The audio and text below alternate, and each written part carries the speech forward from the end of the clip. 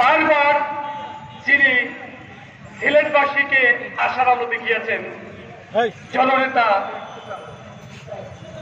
জনাব আরিফুল হক চৌধুরী, আল্লাহ ওনাকে দীর্ঘজীবী করুন।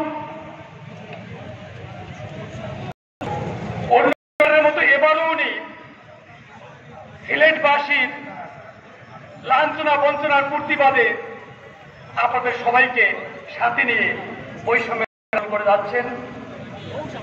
শুরু থেকে আজ পর্যন্ত রংপুর বিভাগের যারা সিলেটে বসবাস করছেন আপনারা জানেন প্রতিটা আন্দোলন সংগ্রামে ওনার সাথে একাত্মতা প্রকাশ করেছে এবং আপনাদের সাথে আছে।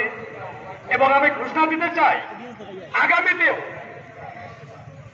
এ ধরনের যে কোনো সামাজিক সাংস্কৃতিক আন্দোলনে সিলেটবাসীর উন্নয়নে আপনাদের সাথে রংপুর সমিতি আছে। চাই এখানে আসার আগে রংপুর বিভাগের সমিতি সিলেটের বর্তমান সভাপতি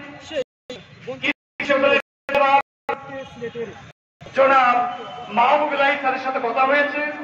ওনার বিশ্ববিদ্যালয়ে আজকে একটা প্রোগ্রাম চলছে, উনি আপনাদের সাথে একত্রতা করেছেন।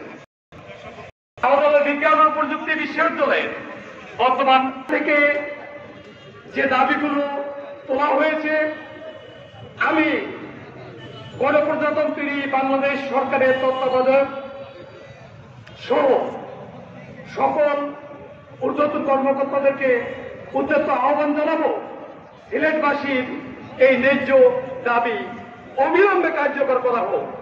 ধন্যবাদ সবাইকে। আসসালামু আলাইকুম।